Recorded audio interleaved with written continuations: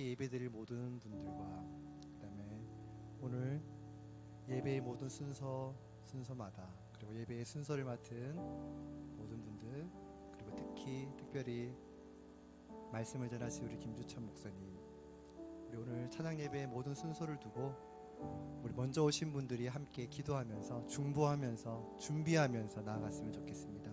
하나님, 오늘 은혜 베풀어 주십시오. 오늘 우리에게 은혜 주셔야겠습니다. 하나님, 내가 은혜 받아야 되겠습니다.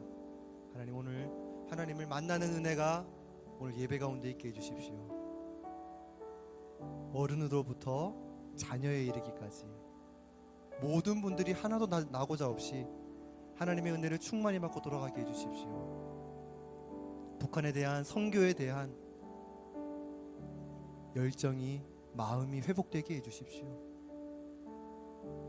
오늘 모든 예배의 시간을 통해서 성령의 강력한 역사심이 오늘 예배 가운데 있게 해달라고, 그리고 이곳으로 발걸음을 옮기고 있는 분들에게도 동일한 은혜 베풀어 달라고 우리 같이 한번 오늘 예배를 두고 기도하며 중보하며 나아가겠습니다. 기도하시겠습니다.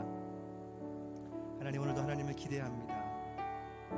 오늘도 우리가 하나님이 필요합니다. 오늘 우리보다 먼저 앞서 우리를 기다리고 계신 하나님께 우리가 나아갑니다. 하나님, 오늘 말씀해 주십시오. 우리 교회에, 우리 가정에, 그리고 우리 여기 각자 모인 한 사람 한 사람에게 하나님 꼭 필요한 말씀이 부어지게 해주십시오. 오늘 하나님을 기대합니다. 우리보다 먼저 앞서 임재하시고 역사하시고 말씀하시고 은혜의 잔치, 말씀의 잔치를 준비해 놓으신 하나님, 오늘 우리가 부드러운 마음 되어서 옥토와 같은 마음이 되어서 하나님이 주시는 말씀으로 도전을 받고 첫사랑이 회복되며 구령의 열정이 회복되고 성령 충만한 은혜가 오늘 예배 가운데 있게 하여 주시옵소서. 그냥 의례히 드려지는, 매주 드려지는 찬양 예배가 아니라 오늘 다시금 우리의 마음을 들여, 우리의 몸과 마음을 들여 하나님을 찾으며 하나님을 구하며 하나님의 얼굴을 갈망하오니, 하나님의 음성 듣기를 사모하오니 오늘 우리에게 말씀을 부어주시옵소서. 찬양으로 우리의 마음의 문이 열려지게 하시고, 기도할 때에 하나님의 음성이 들려지게 하시고, 말씀을 들을 때에 우리의 생각, 우리의 마음이 변화되어지는, 우리의 인격이 변화되어지는 놀라운 은혜의 말씀 되게 하여 주시옵소서. 선교의 열정이 다시금 살아나길 소망합니다. 이 땅을 향한 하나님의 그 사랑이, 그 십자가 보혈이 북한 땅에도 중국 땅에도 온 세계와 열방 가운데 흘러넘치길 간절히 소망하오니 하나님 함께하여 주시옵소서. 돕는 자로, 친히 가는 자로, 하나님 헌신하는 자로 여기는 모두가 결단하며 헌신할 수 있도록 하나님 오늘 시간을 사용하여 주시옵소서. 졸리지 않게 하시고 우리의 마음이 온전히 하나님께 집중하여서 하나님이 주시는 말씀을 모두 받아 은혜 누리는 시간 되게 해주십시오. 하나님, 오늘 기대합니다. 하나님께 모든 걸 의탁합니다. 하나님, 감사합니다. 오늘도 우리에겐 여전히 하나님이 필요합니다. 세상 속에서 상처받고 절망과 낙오 가운데, 힘들고 어려운 세상 삶 가운데 찌들려 있던 우리의 삶을 오늘 예배를 통해, 찬양과 기도와 말씀을 통해 다시금 살아나게 하여 주시옵소서. 북한을 향한, 세계와 열방을 향한 선교의 마음, 하나님의 마음을 우리에게 부어주시고 오늘 말씀하실 때에 우리가 아멘으로 화답하며 결단하는 믿음의 시간이 되게 하여 주시옵소서. 나사렛 예수 그리스도 이름으로 명하노니 우리로 하여금 예배하지 못하게 하며 하나님께 집중하지 못하게 하고 우리로 하여금 기쁨과 감격을 잃어버리게 하는 악한 어둠의 흑암의 영들은 이 시간 묶임을 받고 떠나갈지어다. 오늘 우리가 자유함으로, 감사함으로, 감격으로, 기쁨으로 반응하며 나아갈 때에 오직 하나님만 홀로 영광 받아 주시옵소서. 우리를 구원하신, 우리를 위해 다시 오실 예수님 이름으로 기도드립니다. 아멘. 오늘도 하나님이 기대됩니다. 오늘도 예배 가운데 더 특별한 말씀을 우리에게 부어주실 줄 믿습니다. 북한에 대한, 세계와 열방에 대한 선교의 마음을 부어주실 줄 믿습니다. 그 마음을 받아 누리며 우리 찬양으로 마음의 문을 열고 나아가도록 하겠습니다.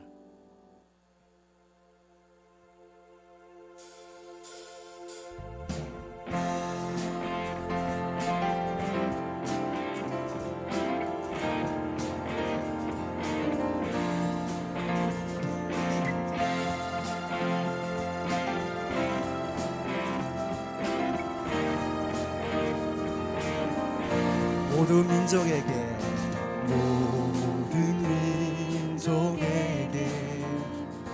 주 성령 부어주소서. 하나님의 백성 주의 말씀 주시고 꿈과 환상 주사 주의 비밀 알리소서. 우리 믿사오니 하늘이 주의 날 복케 하소서. 그날에 주의 영이 임하여 금붕이 땅 위에 일어나리라. 모든 영혼 깨어 일어날 때 주 예수를 부르는 자는 구원되리. 우리 박수치며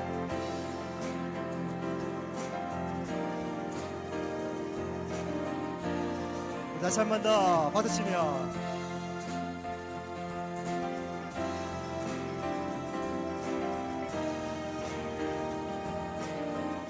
모든 열방에게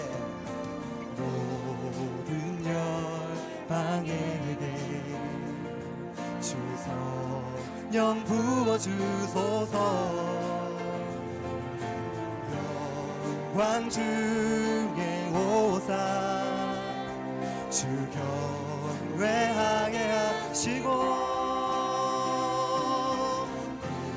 크신 능력으로 땅과 하늘 흔드소서. 주를 기다리니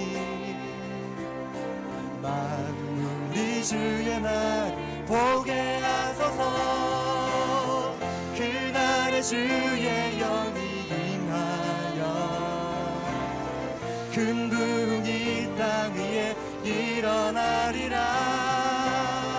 모든 영혼 깨어 일어날 때 주 예수를 부르는 자는 구원돼. 그날에 주의 영이 임하여 그날에 주의 영이 임하여 금붕이 땅 위에 일어나리라. 모든 영혼 깨어 일어날 때 주 예수를 부르는 자. 우리 다시 한 번 더. 그날에 주의 영이 임하여 그날에 주의 영이 임하여 금붕이 땅 위에 일어나리라. 모든 영혼 깨어 일어날 때 주 예수를 부르는 자는 구원. 주 예수를 부르는 자는 구원 얻으리. 주 예수를 부르는 자는 구원. 우리 다시 한 번 더. 주 예수를 부르는 자는 주 예수를 부르는 자는 구원되리. 북한 땅에도 부흥이 있을 것을 기대하며 우리 한번 하나님께 영광의 박수를 드리겠습니다.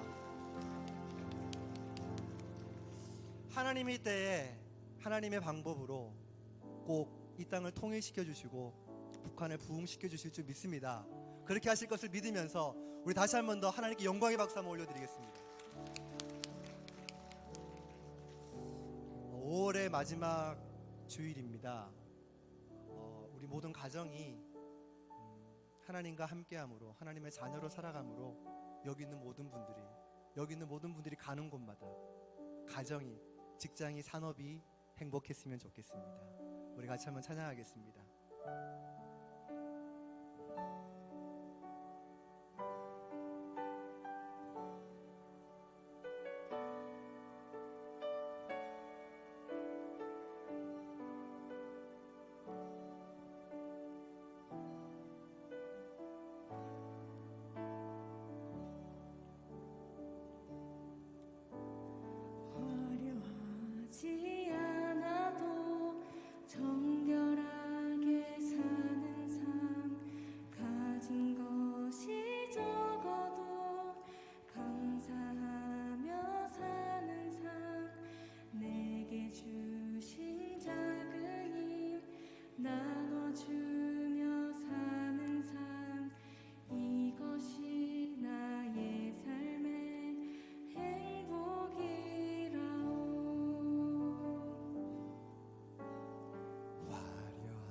지 않아도 정결하게 사는 삶, 가진 것이 적어도 감사하며 사는 삶, 내게 주신 작은 일 나눠주며 사는 삶, 이것이 나의 삶의 행복이라오.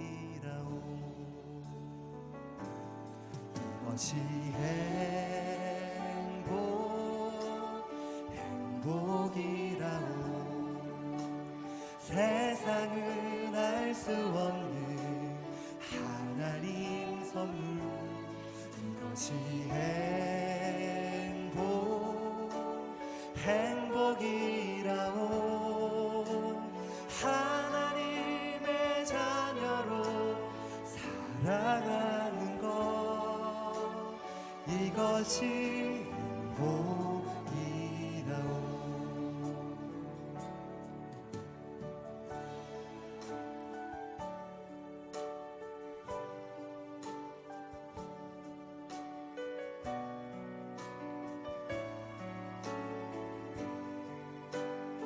가사를 음미하면서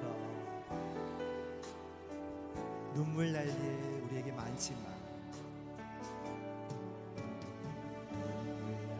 일 많지만 기도할 수 있는 것, 억울한 일 많으나 주를 위해 잡는 것, 비록 짧은 작은 삶 주 뜻대로 사는 것, 이것이 나의 삶의 행복이라오.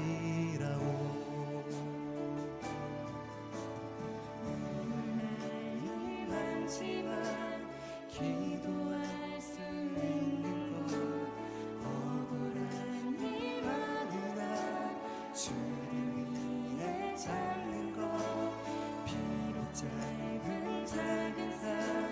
주 뜻대로 사는 것, 이것이 나의 삶의 행복이라오. 이것이 행복이라오. 세상은 알 수 없는 하나님 선물, 이것이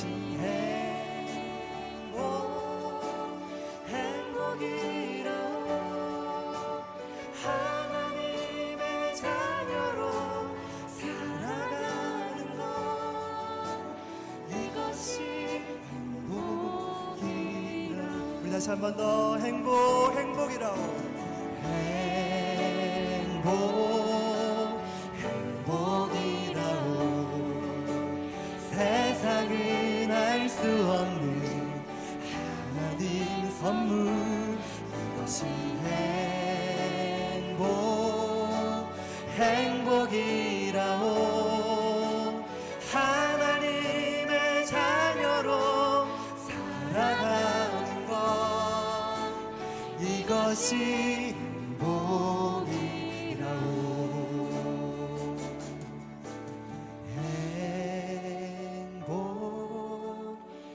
행복이라오. 세상은 알 수 없는 하나님 선물, 이것이 행복이라오.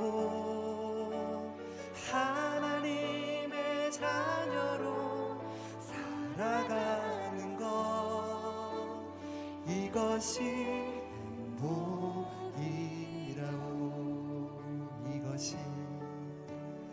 이것이 행복이라오.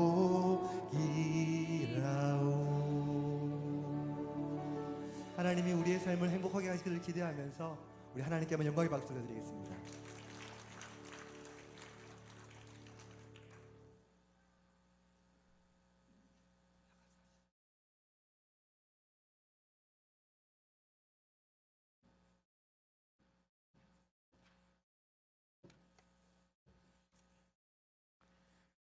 내 영혼아 여호와를 송축하라. 내 속에 있는 것들아 다 그 성호를 송축하라. 자비로우시고 사랑이 무하시는 하나님, 예수 그리스도를 이 땅에 보내셔서 놀라운 역사를 이루시고 하늘의 영광을 보여주신 하나님 감사합니다. 지난 한 주간도 주님의 뜻대로 살겠노라 하면서도 죄악된 길에서 벗어나지 못하고 허덕이는 심령을 가지고 주님 앞에 달려나왔습니다.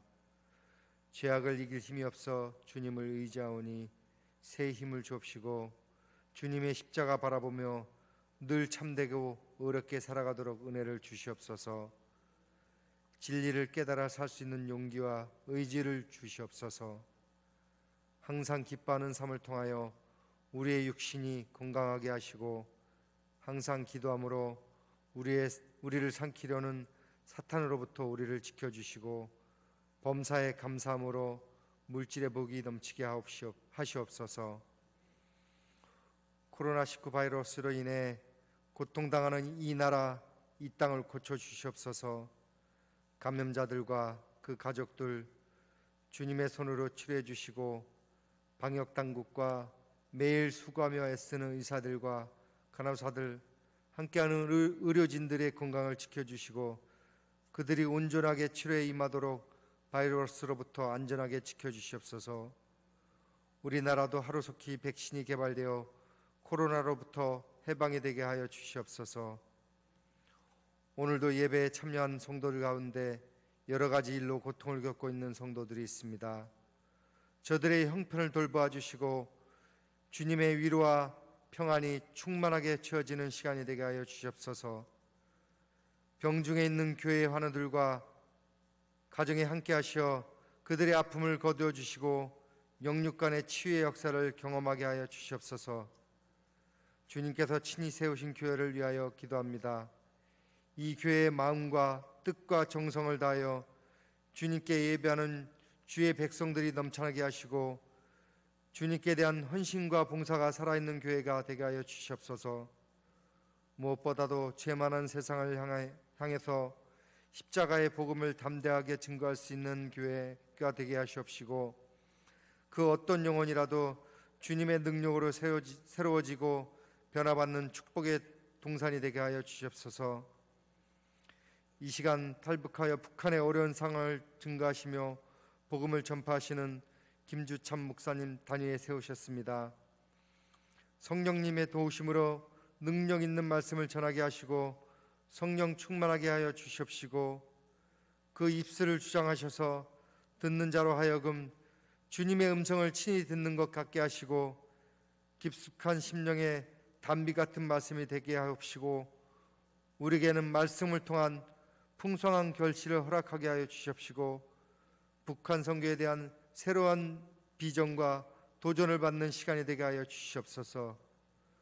우리의 모든 삶을 감찰하시며 연약한 우리의 심령에 하늘의 새로운 은혜로 채워주시는 예수 그리스도의 이름으로 감사드리며 기도드리옵나이다.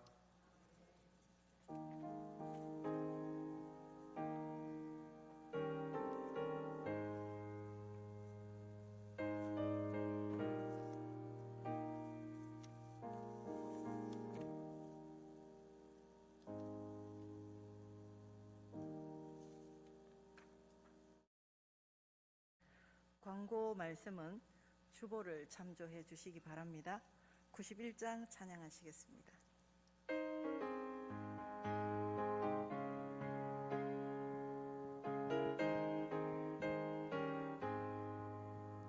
슬픈 마음 있는 사람 예수 이름 믿으면 영원토록 변함없는 기쁜 마음 얻으리. 예수의 이름은 세상의 소망이요 예수의 이름은 천국의 기쁨일세. 거룩하신 주의 이름 너의 방패 삼으라. 환난 시험 당할 때에 주께 기도드려라. 예수의 이름은 세상의 소망이요 예수의 이름은 천국의 기쁨일세 존귀하신 주의 이름 우리 기쁨 되도다 주의 품에 안길 때에 기뻐 찬송 부르리 예수의 이름은 세상의 소망이요 예수의 이름은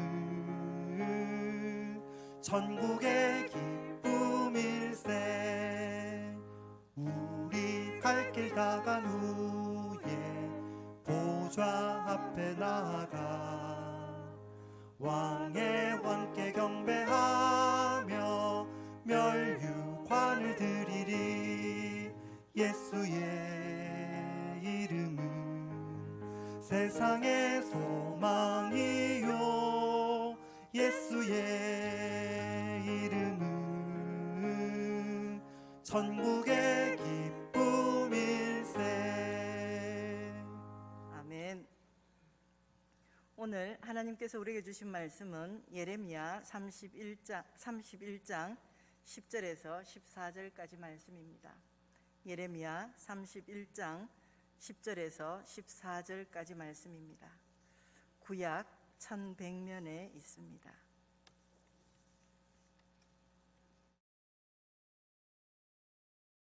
예레미야 31장 10절에서 14절까지 말씀을 다 한 목소리로 받들어 올리겠습니다. 이방들이여 너희는 여호와의 말씀을 듣고 먼 섬에 전파하여 이르기를 이스라엘을 흩으신 자가 그를 모으시고 목자가 그 양떼에게 행한 같이 그를 지키시리로다.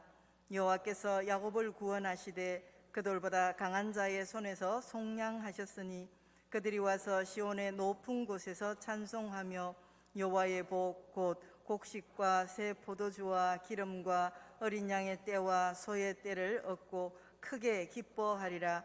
그 심령은 물된 동산 같겠고 다시는 근심이 없으리로다 할지어다.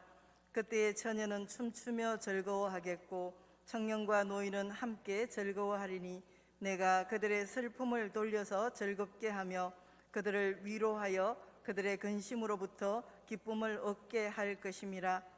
내가 기름으로 제사장들의 마음을 흡족하게 하며 내 백으로 내 백성을 만족하게 하리라. 여호와의 말씀이니라. 아멘. 오전에 말씀을 전해 주셨듯이 이 오후에는 먼저 온 통일 다가올 미래라는 말씀을 제목으로 말씀해 주실 때 많은 은혜 받으시기 바랍니다. 나오실 때 할렐루야로 인사하겠습니다. 할렐루야.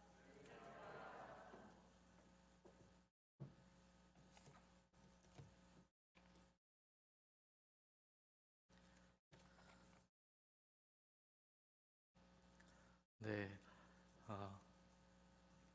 오전에 이제 제가 주로 북한의 어떤 상황들, 북한 내부적인 어떤 또 탈북민들이 겪었던 일들, 또 제가 겪었던 일들, 그러면서 만났던 하나님을 소개했다면 저는 이런 이야기를 나누고 싶습니다.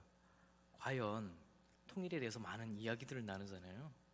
통일을 해야 되네, 안 해야 되네. 누구는 통일을 했으면 좋겠다 그러고 어떤 이들은 통일에 관심조차 없고, 특히 점점 젊은 세대일수록 통일의 필요성이 아니라 통일에 대한 문제 자체를 더 이상 생각을 하지 않는 분위기로 바뀌기도 합니다. 그런데 우리가 과연 이 문제를 그렇게만 치부할 수 있는 일일까 하는 생각을 하게 되는 거죠. 특히나 교회에는 통일에 대한 사명감을 가지고 통일을 이뤄내야 되는, 그것도 복음의 통일이라고 하는 오랫동안 우리의 어떤 기도 제목들이 있지 않습니까? 그렇다면은 우리는 과연 어떻게 통일을 준비해야 될까? 지금 먼저 온 통일을 하는 개념은 어떤 것이고, 앞으로 다가올 그러면은 우리가 처한 지금의 상황, 남북 관계, 그건 어떻게 바뀔 것이고, 우리 지금 교회가 그러면 통일을 위해서 준비해야 될 일, 많이들 통일을 놓고 기도하는데 정작 그러면 우리가 뭘 해야 될지에 대한 구체적인 이야기들을 좀 부족한 것 같아요. 그래서 그러면 우리가 지금 현재 해야 될 일과 통일 이후의 교회는 어떤 역할을 할 수 있을까에 대해서 여러분들과 좀 이야기를 나누고자 합니다. 제가 이제 통일에 대한 이야기를 많이 이제 고민을 하고 하는 과정에 기도하는 중에 이제 그런 생각이 들더라고요. 과연 통일이 해야 되냐 안 해야 되냐의 문제일까? 그런 고민을 하게 되는데 굉장히 유명한 역사학자 여러분들도 잘 아시겠지만 설민석이라고 하는 분이 통일에 대해서 좀 이렇게 정리를 잘 하셨어요. 그분이 이야기하는 통일을 해야 할 대표적인 이유는 뭐냐면 첫 번째는 민족사적인 이유라고 이야기를 합니다. 우리 민족이 반만 년 동안 5천년 역사를 가졌잖아요. 그동안 수없는 외세의 침략을 받았다고 합니다. 근데 그렇게 오랫동안 외세 침략을 받아왔음에도 불구하고 단 한 번도 쪼개진 적이 없는 민족이었대요. 굉장한 민족인 거죠. 그런데 70여 년 전 6.25로 인해서 우리 민족이 둘로 나눠져 있는 비극이 찾아오게 된 것이죠. 그러니까 우리 민족의 역사에 오점을 남겼다라고 이야기할 수 있는 것이고 그것은 반드시 되돌려야 된다라고 이야기하는 것입니다. 두 번째 이유로는 뭐라고 이야기하냐면 경제적인 이유라고 이야기를 합니다. 지금까지는 통일에 대해서 이야기할 때 경제적인 비용이 너무 많이 들 것이다라고 이야기를 하는 것이죠. 특히 남한의 젊은 분들일수록 심지어 제가 탈북민들한테도 이거 물어봤는데 똑같아요. 그 세대가 다 같아서 그런지 똑같은 반응입니다. 예를 들어서 통일을 하게 되면 너무 빈부격차가 심하기 때문에 남한의 경제도 같이 어려워지지 않겠냐라는 이제 그런 궁금증을 가지고 있는 거죠. 그런 막연한 두려움이 있는 것이고, 근데 이 학자가 이야기를 하기는 사실은 경제적인 이유라고 할 수가 없다라고 하는 것이죠. 왜냐하면 통일 비용보다 분단 비용이 훨씬 더 많이 소요가 된다고 하는 것입니다. 그 이유가 뭐냐면 외교비라든지 기타 이념 통일 교육 비용이라든지 대북 관련 기관을 유지하는 비용, 뭐 통일 정책 관련 정부 행정 비용 이런 것들로 인해서 더 비용이 많이 든다는 것입니다. 그러나 통일을 한다면은 한시적인 비용은 들겠지만 장기적으로 봤을 때 남북한의 어떤 지리적 차원이라든지 이런 것 때문에 경제적으로는 훨씬 높은 경제 효과를 가져올 수 있다고 하는 것이죠. 특히 이제 북한 같은 경우에는 뭐 기름 같은 원유 자원도 풍부히 있다고 하거든요. 저희 어머니가 회령에서 태어나셨고 회령에서 성장하셨는데 탐사대였습니다. 그러니까 탐사 학교를 나와서 원유를 발굴하고 측정하고 하는 이제 그런 일을 하셨어요. 그러다 보니까 제가 어머님께 여쭤봤습니다. 북한에 근데 진짜 기름이 나오냐 그랬더니 실제로 많이 나온다고 그래요. 그래서 어떻게 보면은 강산도 굉장히 풍부하게 있고 뭐 그런 차원에서 보면은 그 말이 틀린 말이 아니다라고 생각할 수 있겠더라고요. 세 번째로는 인도주의적인 차원이라고 이야기를 합니다. 대표적으로 이산가족이겠죠. 6.25를 겪으면서 다 이산가족으로 된 분들이 남한에도 굉장히 많고 북한에도 많은데 점점 이분들이 고령화되면서 많이들 돌아가시고 정말 그 피부치 얼굴 한번 보는 게 소원인 분들이 이산가족 상봉도 못한 채 돌아가시는 경우 너무 가슴 아픈 사연들이 이제 우리 주변에 있는 거잖아요. 이분들은 거의 지금 너무 많이 돌아가시고 그러기 때문에 사실은 빨리 통일이 이루어져야 되는 것이 맞다라는 저는 생각을 하는 거죠. 그리고 두 번째는 뭐냐면 이 인도주의적인 차원으로 보면 그 이산가족도 그렇겠지만 탈북으로 인한 이산가족들도 또 많이 발생을 하는 거죠. 대표적으로 저희 아내는 북한에 가족이 다 있습니다. 저희 아내는 제가 오전에 이제 간증할 때 잠깐 설명했지만 13명 중 같이 이제 남한으로 출발했는데 3명만 살아서 간 중에 저희 아내가 있었어요. 어릴 때부터 같이 거기서 신앙 훈련을 받아서 저의 첫 사춘기를 겪으면서 기도 중에 만난 첫 이성이었습니다. 근데 타이밍이 좀 그랬나 봐요. 한국으로 가는 여정에 둘이 사귀기로 이제 결정을 하는 바람에 그 주변 분들에게 굉장히 질타를 많이 받았습니다. 그래서 너희들은 목숨 걸고 가는 그 중에 연애를 해야겠니? 그래서 굉장히 많이 눈총 굉장히 많이 이제 좀 비난을 받았었는데 그래서 눈치를 봐서 제대로 연애를 못했어요. 그러다가 뭐 손 한번 이렇게 잠깐 잡아보고 생이별을 하게 된 거죠. 그래서 북한으로 북송됐다가 저는 이제 죽은 줄 알고 지금의 아내인데 그 여자친구가 남한으로 안 가고 태국에서 미국 망명을 신청을 했었더라고요. 그러니까 제가 다시 살아왔잖아요. 저는 아까는 말씀 안 드렸지만 사실 감옥에 있는 동안 북한에서 아내를 다시 그 여자친구를 다시 만나는 게 큰 기도 제목이었습니다. 손 한번 잡아본 게 너무 아쉬워서 태어나서 처음으로 만난 이성인데 뽀뽀도 못 해보고 아니 그게 진짜로 그 솔직한 표현으로 그냥 너무 한이 되는 거예요. 그러니까 가만히 눈 감고 있으면 얼굴이 둥둥 떠다니고 지나가는 여성만 봐도 다 여자친구의 뒷모습 같고 뭐 그랬었습니다. 근데 이제 다시 제가 탈북해서 와서 이메일을 보냈더니 태국에서 기다리고 있더라고요. 그래서 제가 다시 왔으니까 한국으로 가자. 그래서 거의 비슷한 시기에 남한에 입국을 하게 된 거죠. 그렇게 만나서 연애를 지금까지 하다가 이제 결혼도 하고 애도 낳고 둘 다 아주 천년에 발해서 지금까지 이제 가정을 이루고 살아가는데 항상 그 아내의 가슴 아픈 부분이 뭐냐면 부모 형제가 다 북한에 있습니다. 혼자 여기 와 있고 그러다 보니까 TV만 보다가 뭐 이렇게 뭐 모녀간에 뭐 아버지는 어릴 때 돌아가셨어요. 그러니까 이제 어머니랑 남동생, 여동생, 언니는 행방불명 이렇게 돼 있는데 늘 가족에 대한 그리움이 있는 거죠. 그래서 제가 항상 잘하려고 노력을 하게 되더라고요. 또 가족이 없으니까. 근데 이런 분들이 생각보다 많아요. 그러니까 혼자 고독하게 생활하는 분들도 많고 제 주변에 있는 친구들도 남한에 와서 어린 나이에 와서 어떻게든 정착하려고 노력하는데 그 가족이 없는 그 외로움, 고독함이 정말 이루 말할 수가 없더라고요.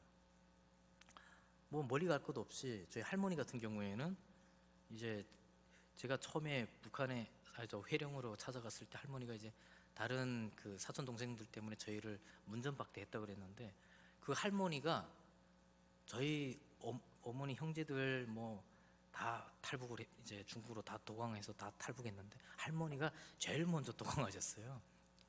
그 나이 드신 분이 그 중국에 있는 형제들 보고 싶어서 그 할머니는 형제들이 다 중국에 또 있는 거예요. 그 아버지랑 할머니만 북한으로 가서 살다 보니까 죽기 전에 나는 내 동생들 봐야겠다 그래가지고 할머니가 혼자 두만강을 건너서 막 두만강에 휩쓸려서 떠내려가고 막 하면서 넘어가셨대요. 할머니는 중국에서 돌아가셨습니다. 제가 모셔오려고 했더니 나이도 많고 그러니까 또 북한에 막내 삼촌도 있고 그러니까 이제 안 오셨어요. 그래서 중국에서 홀로 계시다가 돌아가셨는데 돌아가실 때 할머니가 이제 그 유언이 뭐였냐면 그 두만강에 자기를 뿌려달라고. 근데 이제 돌아가시고 나니까 신분이 그냥 없는 사람이잖아요. 화장을 안 돼요. 할머니 시체를 화장을 하려고 했는데 그 이제 마지막 소원이니까 이 유골을 뿌려드리려고 두만강에 뿌려드려야 되는데 안 되는 거예요. 그래서 겨우겨우 돈을 써가면서 저희 이모가 어떻게 해가지고 화장을 이제 그런 루트를 통해서 화장을 해서 두만강에 뿌려드렸습니다. 그러니까 할머니는 결국 고향으로 다시 돌아가지 못하고 막내 아들도 보지 못하고 눈을 감으셨죠. 이렇게 가족의 해체된 이런 사연들 보면은 너무나도 가슴 아프죠. 최근에 왜 그 TV에 한동안 나왔던 이슈가 있습니다. 북한에서 탈북했던 탈북 모자가 굶어서 죽은 사건이 있었습니다. 저는 그것을 보면서 어떤 생각이 들었냐면 탈북민들이 이 남한에 와서 제가 이제 제 사례를 통해서 소개했지만 그렇게 어려운 과정을 통해서 여기까지 오는 거잖아요. 대한민국 인천공항에 도착했을 때 정말 비행기 안에서 다들 오열을 해요. 그 수년 동안 혹은 십수년 동안을 정말 남의 나라 땅에서 언제 죽을지 모르고 언제 북송될지 모르는 그런 상황에 있다가 남한 땅에 왔다라는 안도감에 진짜 폭풍 오열을 하게 되는 거죠. 저도 마찬가지였습니다. 근데 그렇게 힘들게 왔는데도 불구하고 남한에 와서 극단적 선택을 하는 분들이 있는 거예요. 저는 그게 좀 우아했습니다. 물론 그 답은 그래서 이제 제가 석사 박사 과정을 상담을 공부했습니다. 그들의 그 마음의 그 고통들, 사실 겉으로 드러나지 않지만 그들의 어떤 그 아픔들, 트라우마들, 그런 것들을 좀 함께 치유하면 좋겠다는 생각 때문에 그런 공부를 하게 됐는데, 나중에 보니까 뭐 이게 경제적인 문제거나 그랬으면은 그런 일은 없었을 거예요. 왜? 남한에 오면은 어쨌든 북한보다는 훨씬 나은 삶을 살 수는 있으니까. 근데 정신적인 압박, 사회적인 경쟁, 이런 거에서 도태되고 그냥 주변인으로 머무르게 되고, 그러다 보니까 사회적인 적응이 너무 어려운 거예요. 그러니까 이 모자가 아사한 사건도 사실은 이들이 쌀이 없어서 굶어서 돌아가셨다라기보다는 사회적인 단절이라고 저는 보는 거죠. 물론 이분들이 쌀을 신청하고 동사무소에 갔으면 괜찮았을 거예요. 근데 이분은 남한에서의 삶을 포기한 거죠. 내가 아무리 노력해도 나는 출발선이 다르고, 아무리 노력해도 회사에 취업해도 남들보다 능력이 부족하고, 그런 경험들을 하다 보니 결국 그 어린 아이와 함께 굶어 죽는 선택을 하게 되는 거죠. 뭐 이런 사례들을 보면 너무나도 가슴 아프고, 우리 주위에서 흔하게 일어나는 일이라는 것 자체가 더 우리 마음을 아프게 하는 거죠. 그래서 저는 사실 이런 통일에 대한 문제를 생각할 때 이런 아픈 사연을 가진 분들의 이야기를 먼저 생각하게 됩니다. 제가 아는 분 중에 한 분은 이런 분이 있어요.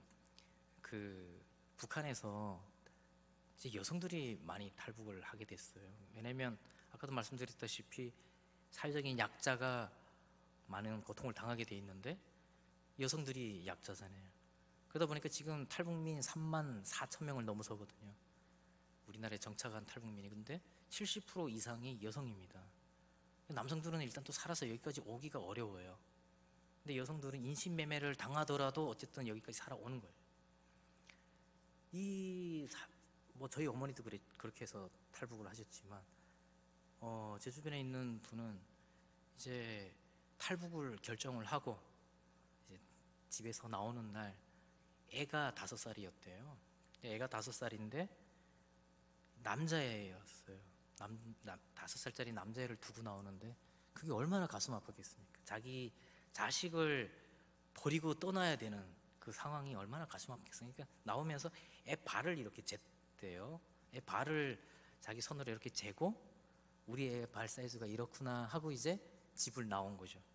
그렇게 해서 중국에서 이제 생활을 하다가 남한에까지 오게 됐는데, 그분 집에 가면은 애 신발만 있어요. 이렇게 신발이 참 많이 있습니다. 다 사이즈가 그때 그거예요. 그러니까 5살짜리에 머물러 있는 거예요. 이분은 그 아이의 기억이 계속 거기에 머물러 있는 거예요. 신발만 보면 사는 거죠. 그냥 계속. 이분은 자식에 대한 그 그리움이나 죄책감, 이런 고통 때문에 사실 나중에 좀 정신적으로 많이 힘들어지셨어요. 더 사더라고요, 계속. 그러니까 좀 정신적으로 좀 많이 이제 아프시니까 나중에는 신발을 더 많이 사는 거예요. 저는 그분을 보면서 너무 가슴 아팠습니다. 빨리 저분이 통일이 돼서 자기 아들을 만났으면, 물론 그 아이는 지금 고등학교를 졸업했을 거예요. 근데 이분의 기억에는 여전히 5살 아이로 남아있는 거죠. 그런 사례들이 우리 주변에 굉장히 많이 있다고 하는 것이죠. 그래서라도 이런 인도주의적인 차원에서라도 통일을 해야 된다라고 하는데, 사실은 어떻게 보면 이 통일이라고 하는 주제가 사실은 굉장히 진부한 이야기일 수도 있습니다. 이제는. 그리고 통일을 해야 된다고 하는 이야기조차도 너무 당연한 이야기일 수도 있습니다. 해야 되니 안 해야 되니 하는 이야기도 이제는 너무 많이 이야기한 걸 수도 있고요. 근데 저는 여기에서 한 가지 다른 차원의 접근이 좀 필요하다고 저는 생각이 드는데요. 이제는 통일을 해야 되느냐 안 해야 되느냐, 이런 차원을 저는 넘어섰다고 봅니다. 그게 뭐냐면 통일이 원하든 원치 않든 이미 우리에게 다가오고 있다, 저는 이렇게 생각을 합니다. 그 대표적인 이유가 뭐냐면 북한의 남한 한류 문화입니다. 여러분 이제 많이 아는 분들도 계시겠지만 제가 탈북할 때 북한 주민들의 의식 상태는 어느 정도였냐면 남한 그러면 남조선 그러면 다 거지들이 사는 곳, 다 가난하고 아주 다 그냥 이렇게 주워 먹고 사는 곳 이렇게 생각하는 거죠. 제가 이제 북송되면서 북한에 나갔더니 너무 많이 달라져 있는 거예요. 일단 탈북했다가 들어간 사람들의 구전으로 전해진 이야기도 뭐 너무 많이 알게 됐고 남조선이 잘 산다는 거는 이제 다 아는 사실이 된 거예요. 그랬더니 북한 정부에서도 그렇게까지는 이제는 대응을 하지 않고 남한은 자본주의 사회라서 썩어 문드러졌다 이렇게 이제 전략을 바꾼 거죠. 근데 북한 주민들은 아니 내가 굶어 죽어가고 있는데 썩어 문드러지더라도 남한처럼 잘 살아야 되는 거 아닌가? 이제 이런 의식으로 바뀌게 되고 그 북한 내부에 적십자 적힌 식량 지원받았던 그 자루들 이런 것들이 막 돌아다녀요. 좀 그게 깜짝 놀랐습니다. 저 때는 상상도 할 수 없었던 일인데 그때 한 5년 만에 북한을 갔더니 그게 너무 보편화되어 있는 거예요. 사람들이 한국에서 지원받는다는 것 자체에 너무 그냥 당연하게 생각하는 거예요.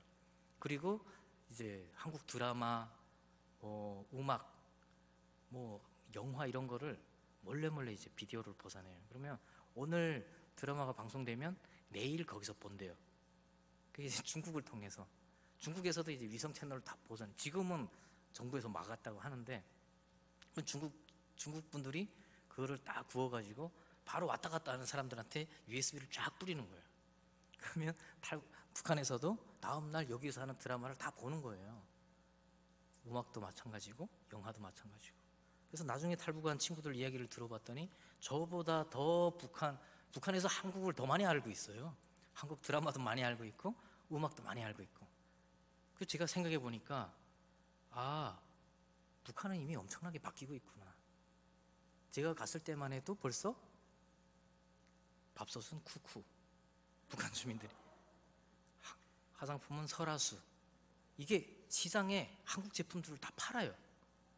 그 정도로 북한이 이미 남한 문화에 대한 동경, 남한이 경제적으로 부유하다고 하는 인식이 이미 확장이 돼 있더라고요. 근데 제가 그런 생각이 들었습니다. 이게 지금 북한의 기득권은 이제 슬슬 갈 거잖아요. 세대가 바뀔 겁니다. 근데 저도 이제 교육을 북한에서 받아서 북한의 사고 체계를 가지고 있고 북한의 사상 교육을 받았잖아요. 세뇌가 돼 있었잖아요. 근데 13살에 중국으로 와서 5년 동안 교육을 받으니까 한 2년 안에 바뀝니다. 어리니까 한 2년 안에 바뀌잖아요. 남한에 와서 초등학교부터 공부를 하면서 또 하니까 남한화돼요. 사고 체계가. 물론 양쪽 국가를 다 경험한 사고 체계로 자리를 잡게 되겠죠. 저는 그게 감사하게도 저는 굉장한 균형이라고 저는 생각을 하죠. 그리고 통일을 준비하는데 굉장히 필요한 사고라고 저는 이제 생각을 하는데, 어쨌든 지금 기득권들, 북한의 지금 기득권들은 그 시대가 계속해서 가고 있고, 벌써 지금 김일성이 죽었잖아요. 그리고 김정일이 올라서는데, 김정일이 올라설 때 김정일도 죽고 김정은이 올라설 때만 해도 벌써 후계자 그 부분에 대한 굉장히 치열함이 있거든요. 그건 뭐냐면 옛날 같으면 무조건 백두산 줄기라고 하는 거죠. 김일성과 함께 항일투쟁을 했던 사람들이 남아있으니까 그 세대들이 다 기득권이죠. 그러니까 북한 정부가 바뀌기가 쉽지가 않았는데 벌써 달라졌죠. 김정은이는 유학을 했고 나이가 젊잖아요. 제 또래거든요. 마찬가지로 지금 북한에 있는 저희 또래들, 이 차세대들이 어릴 때부터 남한 드라마를 보고 남한 음악을 보고 남한 영화를 보면서 자랐잖아요. 이 사람들은 저보다도 더 세뇌가 안 되는 거예요. 왜냐하면 아무리 정부에서 교육을 하고 해도 이 사람들이 외부의 정보들을 계속 입력을 하고 있기 때문에 그게 계속 딜레마가 생기잖아요. 그럼 이 세대들은 다르다고 하는 것이죠. 충분히 남한을 이해하고 있고 북한의 상황도 정확하게 다 보고 있다는 거죠. 그럼 이 세대가 주류가 될 때는 분명 지금과는 많이 다를 것이라고 저는 생각을 합니다. 그러니까 통일은 지금 아주 급속도로 빠르게 다가오고 있다고 저는 이제 생각을 하게 되는 것입니다. 그리고 그런 마음을 많이 주시더라고요. 최근에 오는 탈북민들일수록 한국에 적응을 빨리 잘해요. 그 이유가 북한에 있을 때부터 남한 사회를 간접 경험을 계속 해왔기 때문에 언어도 정말 빨리 바뀌고 적응도 굉장히 빨리 합니다. 오히려 옛날 저희 세대에 탈북했던 탈북민들, 이 사람들이 더 힘들어해요. 이 사람들은 남한을 경험하지 않고 전혀 모르는 상태로 왔기 때문에 오히려 더 충격이 있는 거죠. 어쨌든 이렇게 북한은 저는 빠르게 붕괴돼 가고 있다고 저는 생각을 합니다. 붕괴를 막을 수도 없다고 생각을 하고요. 여러분들 디아스포라라는 말 아시죠? 디아스포라가 이스라엘 백성이 70년 만에 바벨론에서 포로로 이제 귀환을 하게 되는 성경의 역사적인 사건이죠.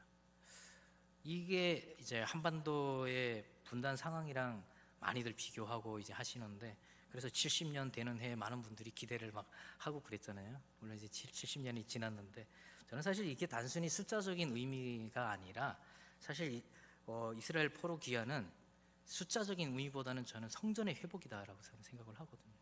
그럼 뭐냐면 남북한의 회복도, 통일이라고 하는 그 주제도 단순히 숫자적으로 뭐 70년이네, 73년이네, 5년이네 할 게 아니라 남북한의 성전이 회복되는 것이라고 저는 생각을 합니다.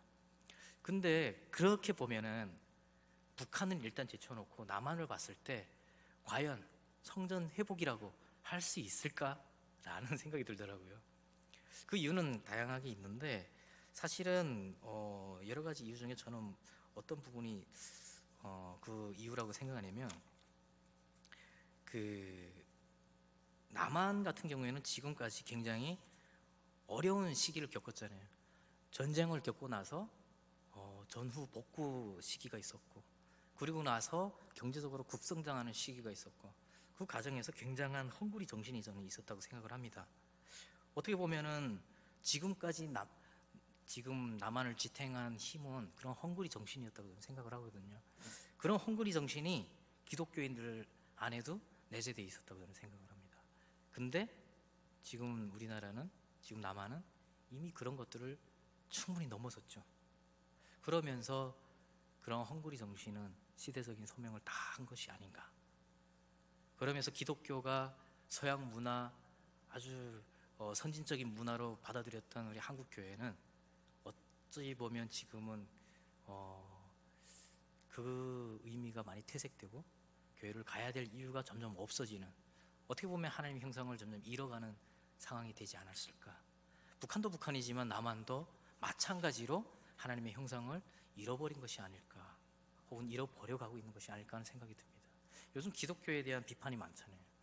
사회적인 질타를 받고 세상이 교회를 걱정한다고 하는 그런 지경에까지 이르렀는데, 저는 이것이 하나님께서 우리에게 주는 사인이라고 저는 생각을 합니다. 하나님께서는 지금 남북한의 성전 회복을, 남북한의 신앙 회복을, 하나님의 형상을 회복하는 것을 지금 다시 준비하고 계신다고 저는 생각을 합니다. 지금 상태로 만약에 통일이 된다 그러면 더 큰 혼란과 더 큰 저는 균열과 분리가 될 것이라고 생각을 합니다. 제가 남한에 와가지고 제일 많이 놀랐던 부분이 있는데, 그게 뭐냐면 너무 그러니까 긍정적으로 보면 다양성이 좋은 거지만 어떻게 맞춰서 어디에 적응해야 될지 참 애매했습니다. 지역 갈등도 있고, 종교 갈등도 있고, 정치적인 갈등도 있고, 지역 하여간 갈등이, 성 갈등, 세대 간의 갈등, 하여간 많은 갈등들이 있어요. 이 상태에서 만약에 통일이 되면 어떤 일이 벌어질까? 지금 남북한이잖아요. 동서남북한이 될 수도 있고, 저는 그 이상도 될 것 같아요. 그 정도로 지금 우리는 많은 혼란스러운 상황 속에 있다고 저는 생각을 하거든요. 그러면 진짜 통일을 준비하고 앞으로의 통일 시대를 준비한다고 한다면 먼저 우리가 회복이 되어야 될 것들이 분명히 있겠다고 하는 것이죠. 요즘 세대를 보면은 참 그런 생각이 많이 듭니다.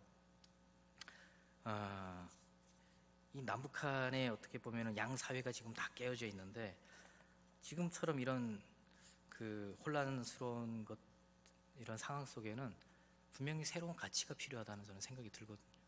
기존의 어떤 그 가치나 이념이나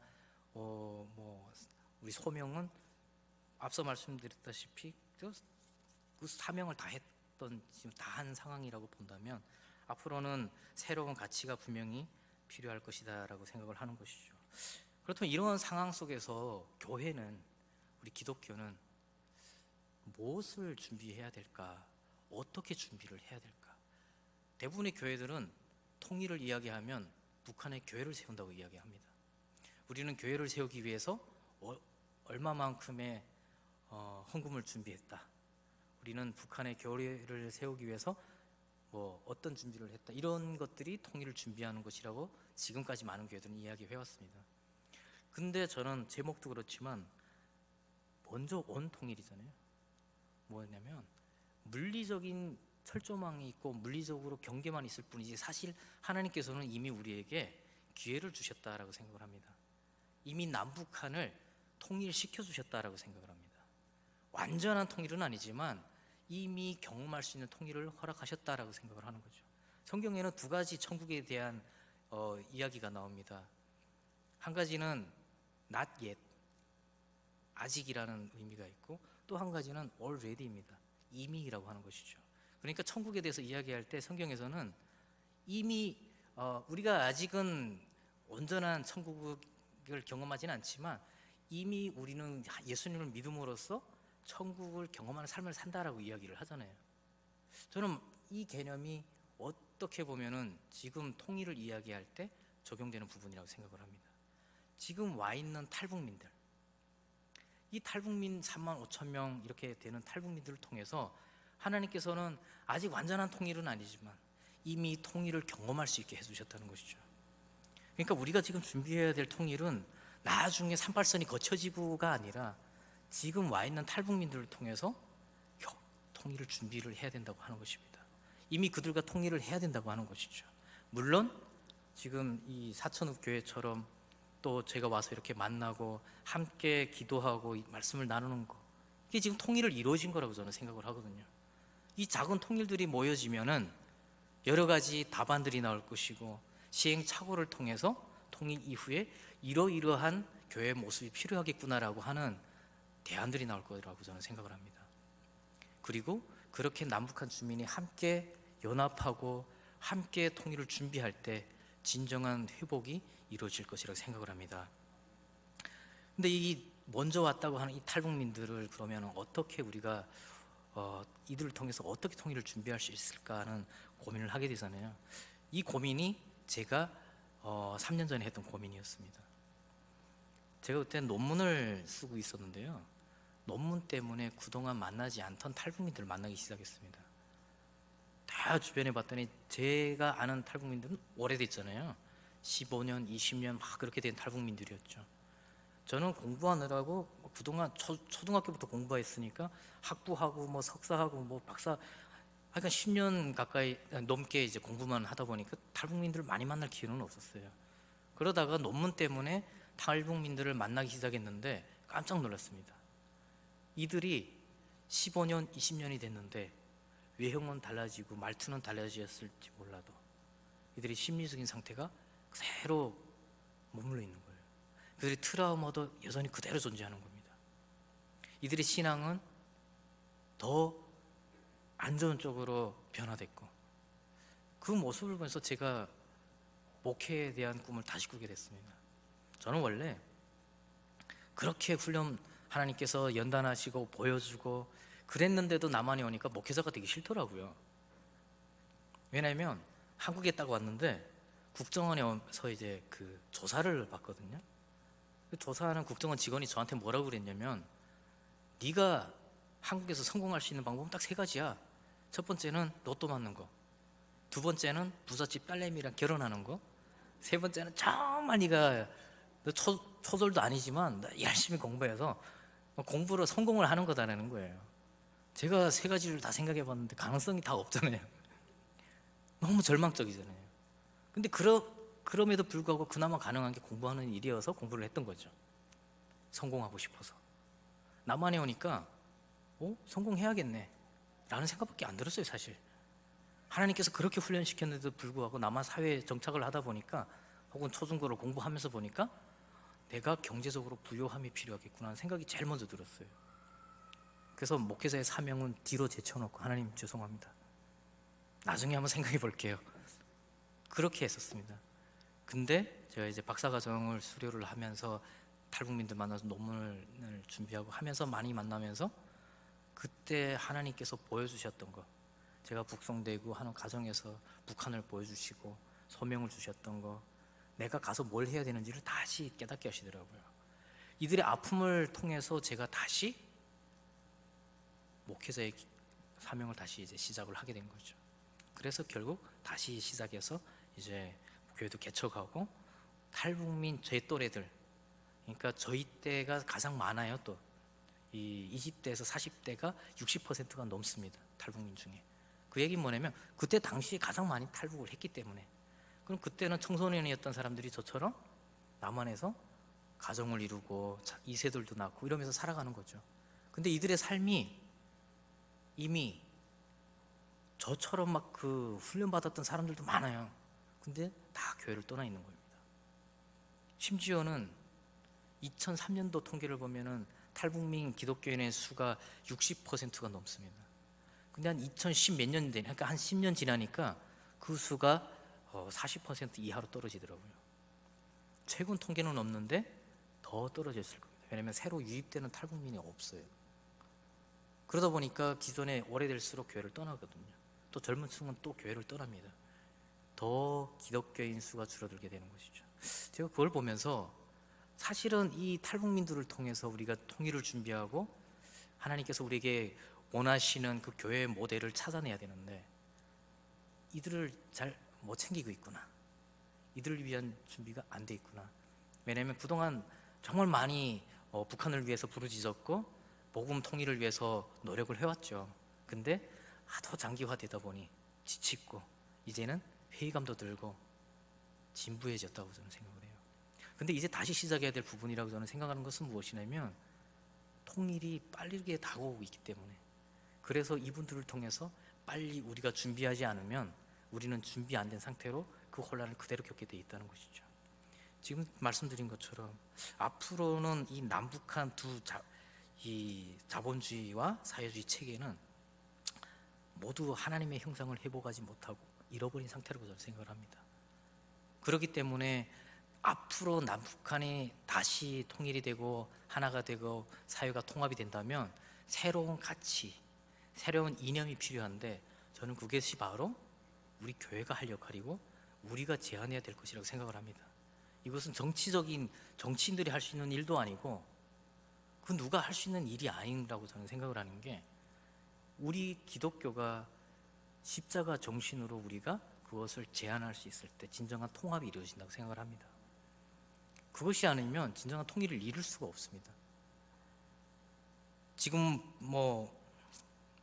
우리는 지금 남한 같은 경우에는 굉장히 물질을 중시하고 또 경제주의적 사고도 있고 어떻게 보면은 자기 중심적이잖아요. 자기 가족, 소속 집단, 그런 삶의 태도가 이제 강하게 있죠. 그러다 보니까 양육 강식의 어떤 무한 경제 체계 이런 것들이 막 자리 잡고 있는데 이런 것들이 지금 우리 사회를 더 피폐하게 만들고 있는 거잖아요. 이 사회 자체도 십자가 정신을 잃어버리고 있는 거죠. 그래서 제가 제안하는 것은 우리는 십자가 정신을 회복해야 된다고 하는 것이죠. 그리고 그것을 공고히 할 때 탈북민들과 함께 그것들을 만들어서 우리가 회복하고 공고히 갈 때 통일이 됐을 때도 그것들을 적용할 수 있다고 하는 것입니다. 그래서 저는 교회 그 슬로건이 뭐냐면 함께 회복하는 공동체, 통일 이후의 교회 모델입니다. 우리가 함께 회복하고 남북한이 함께 회복하고 그리고 통일 이후의 교회 모델을 제시하자는 것이죠.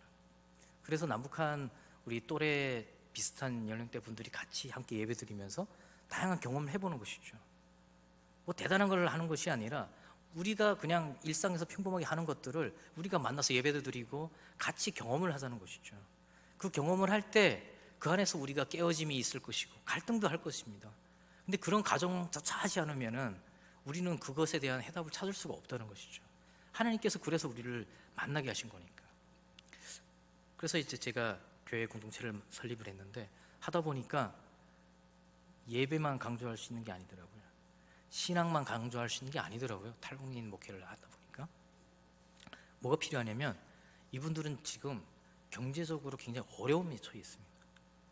그러니까 뭐 오래됐던 얼마 안 됐던 뭐 경제적인 그 자립이 안 돼 있는 거예요.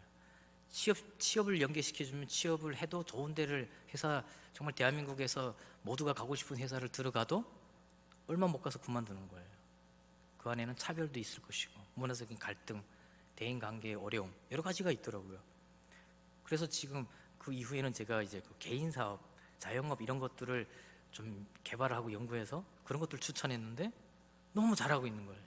자기 거니까. 북한에서는 그냥 다 공동으로 하는 거잖아요. 국가가 운영하는 거고 내가 밤새서 열심히 해도 똑같이 분배하는 거잖아요. 그러니까 그런 거에 대한 개념이 좀 없어요.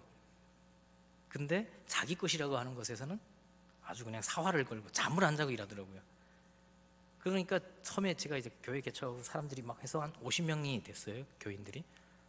근데 교회 헌금은 여전히 없고 오히려 사람들이 늘어날수록 교회는 점점 더 힘들어지는 거예요. 그러니까 제가 일을 하면서 교회를 했습니다. 근데 제 생활도 안 되는데 교인이 늘어나는데 더 힘든 거예요.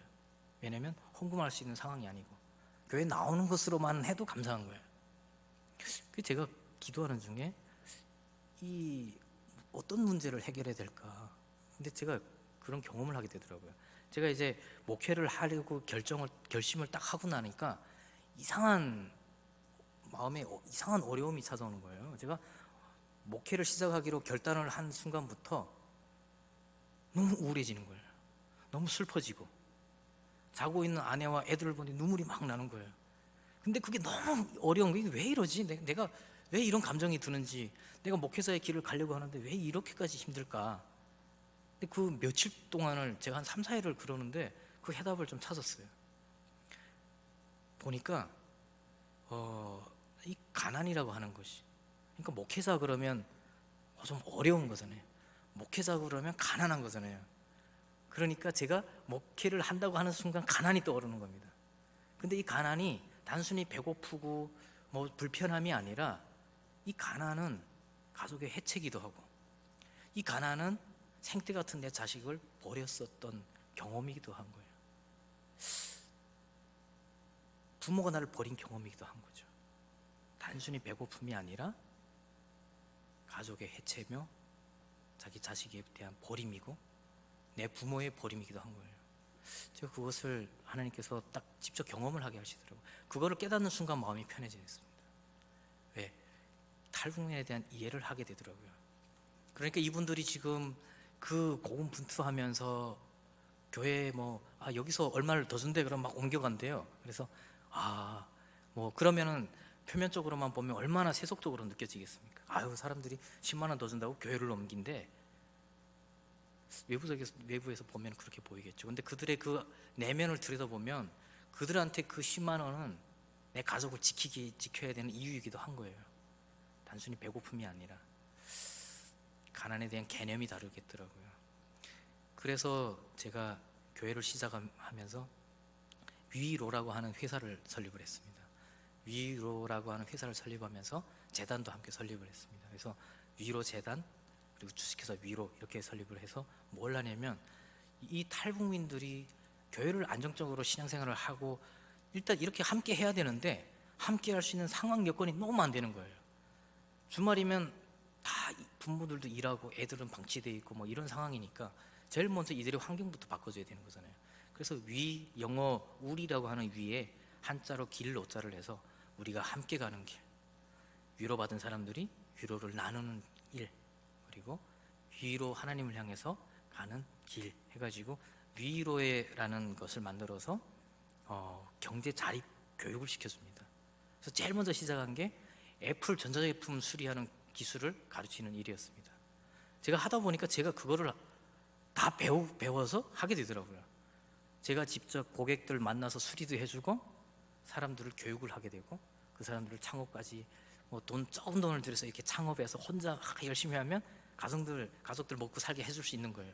그러니까 교인들이 그걸 하면서 교회를 안정적으로 나올 수 있게 되더라고요. 그래서 그런 것들을 자꾸 개발을 하게 되는 거죠. 그래서 지금은 무인 슈퍼, 예를 들어서 여성들은 자녀를 양육해야 되고 시간이 많이 없잖아요. 풀타임으로 어디 가서 일할 수가 없고, 그러니까 무인 슈퍼를 싸게 돈을 들여서 창업할 수 있는 방법들을 막 찾는 거죠. 찾아다니면서 협력을 요청하고 해가지고 물건을 그냥 후불로 먼저 가져온다든지 인테리어를 그냥 원가로만 해주는 데를 찾는다든지 이렇게 해서 최소한의 비용을 들여서 안정적인 경제 생활을 할 수 있도록 하는 일들을 같이 하게 되더라고요. 그러니까 어떤 일이 발생하냐면 교인들이 일단 안정이 돼요. 교인들이 안정된다는 얘기는 뭐냐면 한 6개월, 1년이 안 돼서 11조가 들어오기 시작하더라고요. 저희 교회에서는 11조라는 얘기를 거의 안 썼거든요. 근데 11조가 들어오기 시작하더라고요. 그러니까 교인들이 자립하니까 교회가 자립되겠구나. 물론 지금 코로나 때문에 많이 어렵습니다. 코로나가 딱 시작되고 나니까 탈북민들이 또 우르르 막 어디 가고 가요. 그런 경제적인 어려움 때문에 가족의 해체도 여전히 많습니다. 북한에서의 해체랑 비슷한 경향입니다. 경제적으로 어려우니까 혼인신고한 커플이 거의 없어요. 제 또래 탈북민들을 만나보면은 애들은 막 두세 명씩 있는데 혼인신고가 다 안 돼 있습니다. 경제적으로 어려우니까 여성이 혼자 미혼모로 해야 정부 지원을 좀 받을 수 있는 거예요. 근데 우리 교인 중에 사례가 그 여성이 첫째 낳고 이제 혼인신고 안 됐으니까 미혼모로 동사무소에 등록해서 돈을 받는데 둘째가 생긴 거예요. 둘째가 나서 또 동사무소 갔을 거잖아요. 근데 동사무소 직원 남편도 없는데 애가 어떻게 둘째가 생겼습니까? 그러니까 이 여성이 핑계를 대야 되잖아요. 가가지고 아니 제가 남편도 없고 혼자 외롭고 애 키우다 보니 너무 힘들어서 클럽도 좀 다니고 남성들 만나서 술도 먹다 보니 누구인지 모르겠습니다. 근데 그러고 돌아올 때 이 여성분의 심정은 어떻겠습니까? 남편에 대한 분노도 있을 거고 원망감도 있을 거고 자기 자신에 대한, 자식에 대한, 아빠가 있는데 아빠라고 못 부른대요. 아빠 그런 얘기를 해요. 집안에서는 아빠, 나가서는 아빠 없어 이렇게 해야 된대요. 너무 가슴 아픈 거잖아요. 그러고 들어와서 또 아내가 그거를 남편한테 얘기했을 때 이 친구는 너무 죄책감이 드는 거죠. 자기가 무능해서, 능력이 없어서 자식과 아내를 못 지킨다는 그런 마음속에 어려움이 있는 거죠. 저한테 상담을 하면서 그런 어려움을 토로를 합니다. 이런 분들이 거의 대부분이에요. 이런 경제적이고 현실적인 어려움을 외면할 수가 없는 겁니다. 저도 어렵고 교회도 어려운데 그런 일을 동시에 같이 하지 않으면 안 되겠더라고요. 그래서 이제 보니까 저도 처음에 대형 교회에서 제안을 받았습니다. 교회 안에 부서를 만들어서 와서 네가 목회를 그 부서를 담당해서 하는 게 어떻겠니? 라고 하는 거죠. 대형 교회는 대형 교회 시스템이 있습니다. 한국 교회는 한국 교회 자체마다 다 시스템이 있습니다. 물론 좋은 시스템이기도 한데요. 제가 생각할 때 남북한이 경험해야 될 시스템은 아니라고 봅니다. 이분들과의 경험은 너무 다른 경험이거든요. 보통 이제 북한 탈북민들을 지원하는 일들을 했던 전문 인력들이 하는 이야기가 있습니다. 이분들이 어떻게 보면 탈북민들 이 사회에 소개하는 분들이기도 하잖아요. 상담사, 뭐 정착 지원사, 뭐 이런 하나센터 직원들, 복지사 이런 분들이. 근데 이분들이 짧게 경험한 분들, 한 몇 년 경험을 안 한 탈북민들 몇 년 경험을 안 한 분들 같은 경우에는 탈북민들에 대한 오해를 오히려 소개를 하게 되는 경우가 많습니다. 아, 북한 사람들 약속도 안 지키고 의리도 없고 돈이면 뭐든지 하고 배신도 하고 이렇게 얘기하면 그 사람은 제대로 된 경험을 한 게 아니죠. 표면적으로 드러나는 탈북민만 경험을 한 거예요. 좀 더 제대로 탈북민을 만났다 그런 사람들의 이야기는 좀 다른 것이죠. 그 사람들이 그렇게 하는 데는 그 사람이 진짜 이야기를 못 들어서 그런 거예요. 진짜 그 사람의 깊이 있는 진짜 마음속에 묻혀져 있는 그 아픈 상처들 그런 걸 진짜 드러낼 수 있다면 그들의 그 행동이 이해가 갈 수밖에 없거든요. 그럼 뭐냐면 그만큼의 시간이 걸리는 겁니다. 내가 막 갑자기 노력한다고 되는 것도 아니고 시간을 두고 기다리면서 지탱해 주는 거예요. 함께 지탱해 주고 그러면서 마음을 열고. 근데 그게 참 어려운 일이잖아요. 서로 어려운 겁니다. 그래서 저는 그런 일들을 잘 할 수 있는 그런 교회들을 좀 연합해 주는 게 그게 한국교회가 할 일이라고 저는 생각을 합니다. 그들이 그렇게 모여서 잘 해낼 수 있도록 그런 것들을 지원하고 그런 것들을 응원하고 그러면서 소그룹으로라도 함께 계속 경험을 하고 그러면서 알아가는 거죠. 그런 노력들이 어떻게 보면 지금 우리가 당장에 할 수 있는 노력이라고 생각하는 거죠. 우리 교회 안으로 들어와라, 우리 교회 안에다 만들어서 이들을 우리가 원하는 대로 바꿔봐야지가 아니라, 그래서 그렇게 많이 했었습니다. 대형 교회들이, 서울의 유명한 교회들이 다 했죠. 근데 그걸 했던 분들이 하는 이야기가 있습니다. 10년, 20년을 했는데 장학금도 주고 생활비 주니까 4, 50명이 막 모이는 거예요. 그분들이 한 10년 신나게 했죠. 장학금을 끊고 그 생활비를 끊었더니 한 명도 남아있지 않더라 그런 거예요. 이분들이 그 사역에 대해서 굉장히 회의를 느끼겠죠. 저는 그렇게 생각합니다. 그런 시스템으로 해서 될 게 아니라 이분들이 진짜 스스로 설 수 있는 방법을 가르쳐야 되고, 그렇게 가르치는 것도 그냥 하는 것이 아니라 정말 이들을 이해해가면서 견뎌내면서 그들의 마음을 열어주고 보듬어주고 그렇게 할 수 있어야 된다는 거죠. 그리고 얼마나 어려운 일이겠습니까? 잘할 수 있는 하나님께서 세운 사람들이 있습니다. 어쩌면 저는 그게 제 사명이라고 생각을 하거든요. 지금도 부족하지만 계속 하고 있으면서 많은 노력들을 하고 많은 공부를 하고 있죠. 그 과정에서 저도 성장하고 하나님께서 어떤 방향으로 가라고 하시는지에 대한 저의 대안도 계속해서 나오더라고요. 그렇게 하나씩 회복해가는 과정에 오늘 목사님께서 이번에 이제 저를 초대한 것처럼 만나는 거잖아요. 이렇게 만남을 통해서 다시 북한에 대한 생각도 하게 되고, 탈북민들을 통해서 우리가 뭘 해야 되는지에 대해서 다시 한번 생각해 보는 거잖아요. 그런 것이 오늘 하나님께서 우리의 만남을 허락하신 이유일 수도 있습니다. 저는 그렇게 생각합니다. 이 만남을 통해서 하나님께서 야곱과 에서의 만남 그 장면을 저는 늘 떠올리거든요. 남북한의 만남을 생각하면 저는 그 장면이 계속 떠올라요.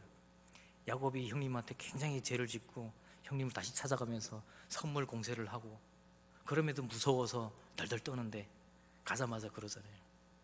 형님을 얼굴을 배우니 하나님의 얼굴을 배운 것 같습니다. 저는 남북한이 그런 관계가 아닐까. 남한이 북한을 보면서 하나님의 얼굴을 배운 것 같습니다 라고 할 수 있다면, 북한이 한국을 보면서 그럴 수 있다면, 근데 그 역할은 사실 우리가 해야 되는 역할이라고 생각을 하는 것이죠.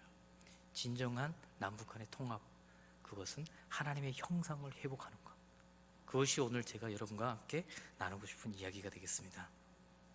다시 말하면 통일은 이미 우리에게 빠르게 다가오고 있고, 닥치면 통일을 하는 것이 아니라 환영하고 맞이하는 거라고 저는 생각을 합니다. 사람과 사람이 만나면 역사가 일어나고, 사람과 하나님이 만나면 기적이 일어난다고 합니다. 우리는 그 기적을 실천할 수 있는 기회를 하나님께서 오늘 우리에게 주셨다고 생각합니다. 그것을 믿고 우리 함께 협력하고 기도하는 그런 공동체가 됐으면 좋겠습니다. 기도하겠습니다. 아버지 하나님, 하나님께서 우리에게 다양한 꿈과 비전을 허락하셨는데, 우리가 부족하여 우리의 그릇이 작아서 우리의 기도가 부족해서 하나님 그것들을 많이 이루지 못할 때가 많습니다. 하나님, 그럼에도 불구하고 우리에게 하나님께서 우리가 해야 될 사명과 우리가 해야 될 기도의 제목을 계속해서 주시는데, 우리가 그것들을 붙잡고 기도할 때 늘 부족함이 있습니다. 하나님 아버지, 우리의 기도가, 우리의 마음이, 우리의 시선이 하나님께서 원하시는 방향으로 돌려지도록 하나님께서 은혜 내려 주시옵소서. 하나님 아버지, 남북한은 이미 하나님의 형상을 회복하지 못하고 있습니다. 하나님께서 북한을 통해서 다시 복음의 씨앗을 불태우시고 남한의 교회 부흥과 함께 찾아왔던 그 호황이 아버지 하나님 지금 쇠퇴로 가면서 하나님의 형상을 잃어버려 가고 있지만, 그럼에도 불구하고 그것이 기회가 되어서 하나님께서 주신 기회로 받아들이고 교회가 하나님의 형상을 다시 회복해 나가면서 남북 간에 협력해서 십자가 공동체 정신을 회복하는 그런 날이 속히 오도록 하나님 은혜 내려 주시옵소서. 그런 가운데 우리 교회와 또 사천읍 교회, 하나님께서 서로 연합해서 그 통일의 하나님 복음의 통일을 이뤄나가고 앞장서는 그런 은혜의 기회가 되도록 하나님께서 허락하여 주시옵소서. 하나님, 늘 우리가 기도하는 가운데 북한의 수많은 영혼들, 하나님 지금도 하나님을 부르짖으며 그들의 마음껏 기도하지 못하고 하나님 아버지 공개 처형을 당해가면서 하나님 믿고 있습니다. 하나님 아버지, 우리의 기도가 조금이라도 그들이 하나님 아버지 그 신앙과 그들의 기도에 응답한다면 하나님께서 우리들의 기도를 통해서 하나님의 때를 하나님께서 우리에게 허락하실 줄 믿습니다. 하나님 아버지, 고통당하고 있는 백성들에게 복음의 빛을 허락해 주시고 주님의 생명을 통해서 다시금 회복할 수 있는 은혜의 때가 속히 오도록 은혜 내려 주시옵소서. 감사드리며 살아계신 예수님의 이름으로 기도드립니다. 아멘. 네. 지금 우리나라 청소년들, 탈북한 청소년들이 있는데요. 예전에는 저처럼 저 나이 때 북한에서 태어난 청소년들이 굉장히 많이 왔었잖아요. 근데 지금은 북한에서 탈북해서 오는 경우가 극히 드뭅니다. 왜냐하면 북한에서도 강력하게 지금 단속을 하고 있고 중국하고 협력해서 중국 쪽에서도 협력해서 협조해서 막 잡아들이기 때문에 북한에서 국경을 넘는 일이 이제는 어려워진 거죠. 1인당 2천만 원이 소요됩니다. 그럼 여기 있는 누군가가 돈을 대주지 않으면 북한에서 돈이 있어서 올 수는 없잖아요. 그러니까 지금 탈북하는 사람이 점점 없어요. 그리고 이제 옛날에 탈북했던 사람들이 그나마 중국에 있다가 오는 거죠. 중국에 한 10년, 20년, 저희 이모도 한 20년 살다가 왔거든요, 최근에. 근데 이런 분들이 많은 거죠. 근데 물론 여성분들이 많습니다. 대부분 지금 추산하건대 중국에 있는 탈북하신 분들이 10만 명 가량 아직도 있다고 그러거든요. 그것은 굉장한 숫자잖아요. 여기 와 있는 것도 굉장히 많다고 생각하는데 3만 5천 명인데 10만 명이 아직도 있다고 하는 것이죠. 아직도 저도 소통하고 있는 중국에 있는 분들이 많아요. 탈북민들 못 오고 있거나 안 오고 있거나. 그 이유가 뭐냐면 제 주변에도 보면은 여성들은 이제 두만강 넘어오면 중국에서 사람들이 막 잡아가지고 여성들을 막 시골의 산골에 막 팔아버려요. 그 중에는 그때 당시에는 어린 여성들, 정말 제가 보면 애기들 그 애기들을 막 그 시골 촌동네 나이 많은 사람들한테 막 팔아 넘기는 거죠. 아무것도 모르는 여자 아이들이 그냥 팔려가가지고 제가 막 사진 우리 교인이기도 하지만 사진을 봤는데 애기예요. 인형 이렇게 안고 있는데 그런 아이들이 팔려갔던 거죠. 그런 사람들이 팔려가서 중국에서 출산을 하고 아기를 낳고 도망도 못 가고, 도망가면 막 공안들이 협조해서 잡아서 다시 그 마을에 보내거든요. 그러다 보니까 그렇게 낳은 아이들이 굉장히 많습니다. 그분들이 남한에 오면서 그 아이들을 데리고 오는 경우도 간혹 있지만 대부분 다 두고 오거든요. 그럼 그 아이들이 거기에서 이제 뭐 중국 아버지랑 살게 되는 거고. 근데 지금은 이제 시간이 좀 지나다 보니까 많이들 데려와요. 거기 두고 온 자식에 대한 그 그리움이 부모는 다 마찬가지니까. 데려오는데 문제가 뭐냐면 이 아이들의 정체성은 다 한족이에요. 중국 사람입니다, 완전히. 지금 오는 탈북자 청소년들, 탈북 청소년들은 대부분 그런 중국 아이들입니다. 근데 이 아이들은 또 엄마는 조선이잖아요. 북한 사람이잖아요. 그러니까 남한에서, 그러니까 한국 정부에서 받아는 주는데 이들을 비보호 청소년이라고 부릅니다. 보호받지 못하는 것이죠. 보호를 못 해주는 거예요. 그러다 보니까 이 아이들은 사각지대에 남겨지게 되고, 특히나 이제 이 아이들이 고등학교까지는 기숙형 대안학교에서 보호를 해줘요. 그런 민간 단체가 있는 거죠. 대안학교처럼 만들어가지고. 근데 이제 이 아이들이 이제 남한으로 와서 정착해 살아가야 되는데 사실은 와도 엄마 집에 못 가본 애들이 대부분입니다. 엄마도 와서 가정을 이루고 새롭게 자식도 낳고 이 애가 그 집으로 올 수 있는 건 좀 어려운 거예요. 그러니까 이 애들이 바로 기숙형 대안학교를 가게 되고, 이 애들이 가서 한국어를 배우려고 안 해요. 자기들은 중국 사람이라고 이야기하죠. 마음 들 것도 없고 외롭고. 한 교회에서, 그래서 저희 교회 근처에 있는 큰 교회에서 그 아이들을 한 몇십 명을 데려다가 한국어 공부하는 거를 했었습니다. 근데 그 목사님이 어느 날 저한테 연락 와서 이 애들 좀 너 데려갈 수 없냐 그러더라고요. 왜요? 그랬더니 너무 더럽대요. 변기 위에 올라가서 막 변을 지르고 그런다는 거예요. 그 뭐냐면 시골에서 그냥 그렇게 그냥 살던 문화가 있는 겁니다. 한국 왔는데 이 애들은 자기네 문화가 좋은 거예요. 이 문화로 받아들이기를 싫어하는 겁니다. 그 뭐냐면 이 아이들이 마음이 안 바뀌고 있는 거예요. 이 마음을 못 열고 있는 거죠. 그래서 제가 대안학교 찾아갔습니다. 이 아이들을 만났는데 가서 중국어 몇 마디 하니까 애들이 너무 좋아하는 거예요. 그래서 그 마음의 속 얘기들을 막 하는데 들어보니까 엄마 집에 가본 적도 없고 엄마랑 같이 살고 싶어서 왔는데 같이 못 간다는 거예요. 얼굴도 제대로 못 보는 거예요. 주말이 돼도 애들이 계속 거기 방치되어 있는 겁니다. 제가 그걸 보면서 이 아이들을 위한 일을 했으면 좋겠다는 기도를 계속 하게 된 거죠. 이 애들이 이제 그나마도 고등학교까지는 그런 시설에서 보호를 받는데, 고등학교 지나면 뭐 어떤 민간 단체 같은 경우에도 정부 지원을 통해서 하는데, 그런 지원이 없으니까 이런 민간에서도 그런 아이들은 고등학교 지나면 또 다 내보내요. 그래서 제가 궁금해가지고 그 아이들이 지금 졸업했을 텐데 어떻게 됐나 해서 수소문해서 알아봤더니 애들이 그 지역 근처에서 PC방, 찜질방을 전전하고 어디 취업도 안 되고, 왜 언어도 안 되지? 할 수 있는 것도 없고, 그 청소년들이 너무 안타까운 겁니다. 그래서 이 아이들을 데려다가 재사회화 교육을 시켜서 다시 이 아이들이 어떤 회사나 그리고 제가 할 수 있는 이 아이들을 통해서 어떻게든 수익을 만들어서 이 아이들이 살 수 있는 구조를 만들면 좋겠다 하면서 지금 기도하고 있는데, 아직은 역부족입니다.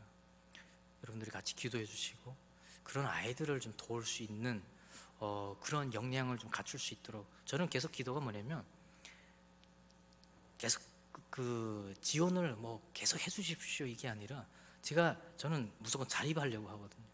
탈북민 교회도 지금까지는 계속 이제 요청하고 도움 달라는 것밖에 안 하면서 유지되고 있는데, 제가 항상 하는 이야기는 뭐냐면 저희가 자립할 수 있게 도와주십시오. 저는 무조건 자립할 겁니다. 그래서 한국 교회 가운데, 한국 사회 가운데 탈북민 혹은 탈북민 교회 그러면 긍정적인 인식을 좀 가지게 해주십시오. 그래서 통일에 대해서도 긍정적으로 바라볼 수 있게 좀 해주십시오. 탈북민 그러면 한도 끝도 없이 줘야 되고 한도 끝도 없이 부담되는 존재가 아니라, 저렇게 성공해서 스스로가 잘 해나갈 수 있는 교회도 있구나, 심지어 한국 그 소외계층들을 돕고 오히려 지원할 수 있는 그런 교회, 그런 탈북민들이 있구나라는 것들을 저는 좀 증명하고 싶습니다. 하나님께서 그런 마음을 계속 강하게 주시더라고요. 그래서 저희 교회는 없지만 계속 한국 사회 가운데 양로원이나 좀 이런 청소년들을 위한 일들을 계속 하고 있습니다. 봉사도 하고 계속 나누고 있습니다. 있어서 나누는 것이 아니라 나누는 것 자체가 우리 사명이라고 생각하기 때문에, 그래서 저희가 자립하고 설 수 있는 그 과정, 그것까지 저희를 좀 지탱하고 해줄 수 있는 그런 것들이 제 기도 제목입니다. 여러분들이 같이 기도해 주시면 감사하겠습니다. 네, 감사합니다.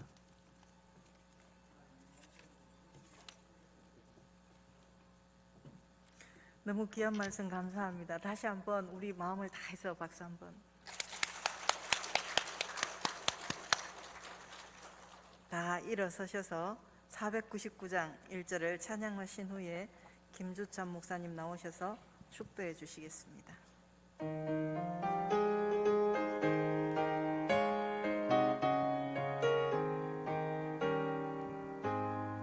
흑암에 사는 백성들을 보라. 수많은 심령 멸망하겠네. 그 누가 갈까? 주의 복음 들고 생명을 구원하는 곳으로. 큰 권세 주께 있으니, 큰 권세 주께 있으니, 너는 가서 주의 복음 전하라. 주가 너 항상 지키리라.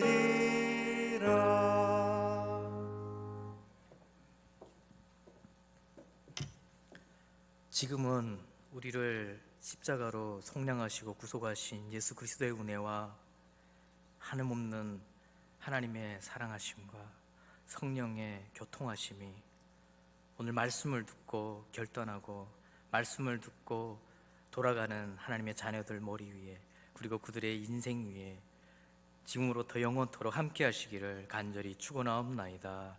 아멘.